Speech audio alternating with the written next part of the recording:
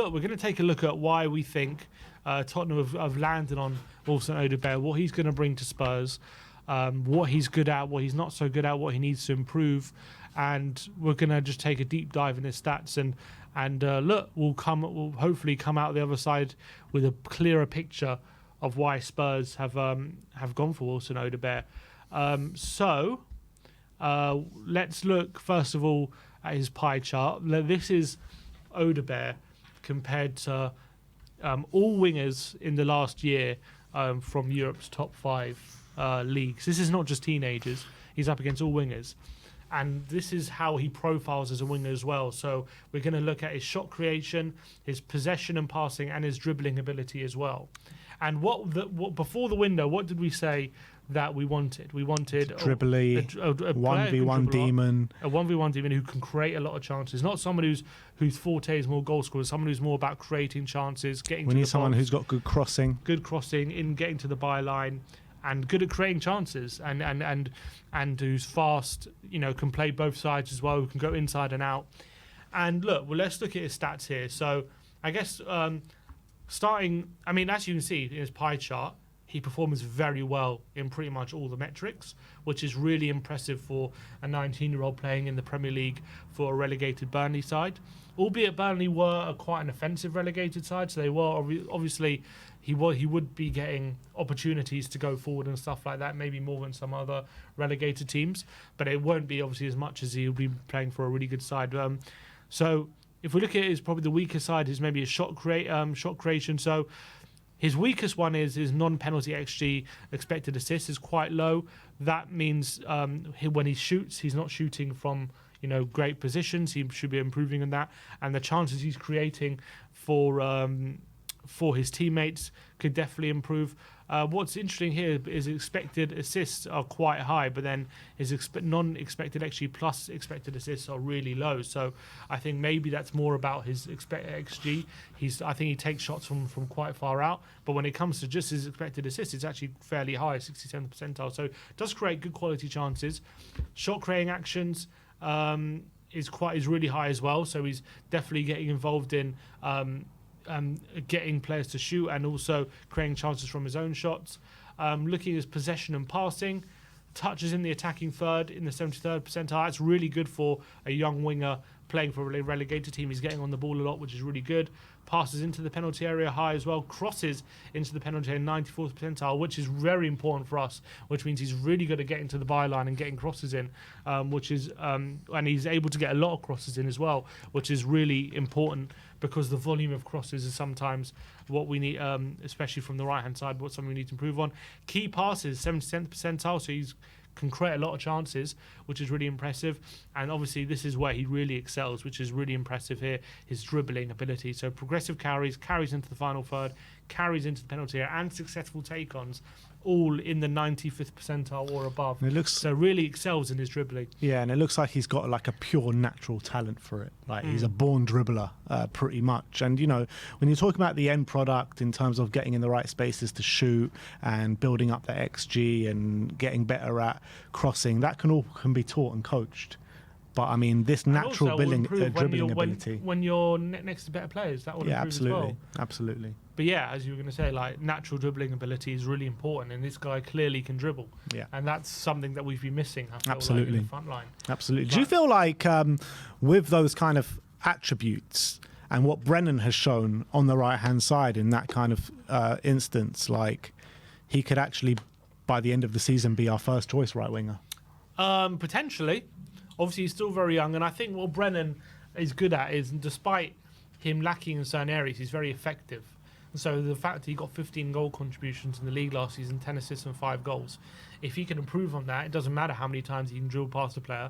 If he's getting goal contributions that regularly, then he's always going to be in the team, and it's going to be difficult to displace that. But in terms of if Odobert can show he can be as effective as Brennan, but also bring that ability to open up space with his dribbling more often, then I think definitely Brennan's got something to worry about for playing on that right hand side, and Odobert will be I think Odobert definitely looking at it, thinking I can get into the first There's team. a comment here from Rick, and apparently this is a quote from Vincent Kompany, and he says, "I will almost refrain from what I really think about him because at this moment in time, I don't think people realise how good he is." When was that? I don't know when Or it was. did he Must have been when he was at Burnley. Well, there you go. He didn't. Why didn't he try signing for Bayern then? Because he didn't. I didn't get Douillet in the end, did he? What Elise? I mean, it's not bad, is it? They wanted Elise and Douillet though, didn't they? Elise and Douillet. Maybe he wanted to keep it under wraps so Burnley could keep him. Maybe that's what he's thinking. What a nice guy Vincent is. Didn't quite work. Let's look at his full scout report then. I'll get that up here. So, let's look at him compared to forwards last season. First of all, it says, let's see, players he's similar to in terms of forwards: Albert Gudmundsson, Cunha, Chiesa. So it does like profile decently against some good players. Looking at here, so clearly shooting is definitely something he needs to improve. You can see here it doesn't perform very well against other forwards in the shooting metrics, albeit clearly we saw he's got ability to shoot with some of the goals he scored, but sounds like a very raw kind of talent when it comes to his ability to shoot. It feels like at the ripe age of 18, he doesn't score many, but when he scores, he scores bangers. And I think sometimes we've seen that with other young wingers who they score some bangers but don't score consistently, and then as soon as they add that consistency to their game, that's when they take up another level. So I think sometimes with someone like Odobert, you see that potential because of the few goals he scored, but then once he can start scoring goals consistently, arriving at the back post, things like that, starts getting tactically up to speed with the team, then all of a sudden he becomes a much more well-rounded player. Wasn't Gareth Bale a bit like that? At the beginning he scored a couple of free kicks, obviously that goal at Fulham as well, and then he burst onto the scene really with those goals against Inter Milan where, he wasn't scoring on a consistent basis, and then suddenly he just exploded and started scoring from everywhere. Yeah, exactly. He's an example of players who are like that as well. I wouldn't be too... And also, I don't think he's coming in to score. I think he's going to be coming in to create and lay on assists and create space for others with his dribbling as well. So the shooting's not great, but I think that can improve, and that's not something... He is really good. Look at this passing. The passing metrics really strong. All very green bars in terms of the amount of passes he's making, the accuracy of the passing as well, key passes as we saw, passes into the final third, progressive passes. So clearly he's a player good with the ball at his feet, and as much as I saw some Burnley fans criticising him for not passing, he does seem to pass a lot for a player who they say doesn't pass. Yeah. That's pretty cool. Big green bars there for the passing. And, for the amount of passes. And the number one thing we heard from Burnley fans in a negative light was like, he's too selfish, doesn't pass enough. So, So look, he seems to be doing all right on that kind of front, which is really impressive. Passing types here. Let's see crosses. Crosses 89th percentile, which is pretty good. Through balls above average, could improve on that. Doesn't take any dead balls or anything like that, so that's fine. Shot creating actions. So 82nd percentile here. What from defensive actions is low, so that's something in terms of maybe his pressing needs to work on, being able to create offensive moments from his defensive actions, which is something that I remember Solanke we saw performed really well at, but he doesn't seem to perform very well there. Fouls drawn could be a bit better, but look at that, shot creating actions from take-ons, 88th percentile. So what it looks like is he really commits players and he creates opportunities from that ability to commit players and open up space. It's going to be such an exciting player to watch. Like all these metrics you're showing me is just showing me how exciting he's going to be to watch. Let's look at how he does defensively. Not terrible. Tackles 1, 75th percentile for forwards.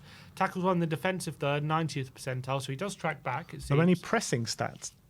I don't see pressures here. I don't know if they have it on the FB ref. I have to look that up. But dribblers tackled, 65th percentile. Blocks is pretty good. Tackles, interceptions, 60th can maybe improve, but still not terrible. It's not below average. Maybe that's something definitely he can be a bit more aggressive at. Possession stats again looking really strong. Touches above average. Touches in the defensive third is actually 98th percentile, but maybe at Spurs that touches in the attacking third will go up a lot. I think. Although look, touches in the attacking third, 73rd, so he's getting the ball a lot deeper, and also quite a lot up the pitch as well. And here's where he really excels. Obviously, take-ons attempted and successful take-ons, really high. The percentage as well, 50%. 50% successful take-on percentage. That's really good for a player who makes as many take-ons as he does. Especially in the Premier League at such a young age, he's able to take people on with regularity and be really successful. Tackle during take-on percentage. I'm not trying to work out what that means. Times tackle during take-on. Okay, so he loses the ball quite a lot. Which you expect from a player like that. Yeah, but when he's taking people on so much, it makes sense. Carries, really good. 74th percentile for carries. Total carrying distance as well. 95th percentile. Progressive carries, distance, 98th. Progressive carries. So he's very good at getting the ball, not necessarily having to take people on, but carrying the ball forward distances and getting you up the pitch. He's clearly very good at doing that. And that's what we need. Because look at all this carry metrics. That's really impressive from him. So he's really good at getting Spurs up, which is going to be very good when we give the ball out wide and he's in situations where he's got space in front of him. He can attack that space and get the ball up the pitch on a lot of occasions. So that's really good.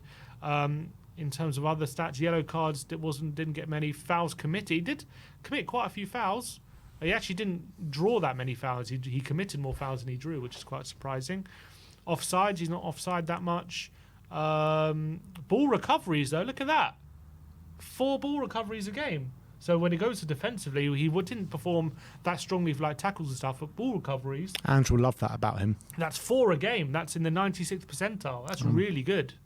That is really good. So when I look at defensively, that stat there tells me he's definitely not against. You can definitely get the ball back for you, and he's not against hard work. So I think looking at the scout report, I think first of all the pie chart, just how he profiles as a winger. There, as you can see, really impressive. And then the full scout report as well. Actually, this is that one against forwards.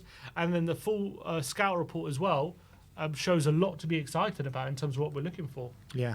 Look, the more and more we talk about him and the stats, the more I am buying into this signing. I think he's very exciting. All the metrics that you're showing me show that he's going to really flourish in an Ange Postecoglou system. I do think it is exciting.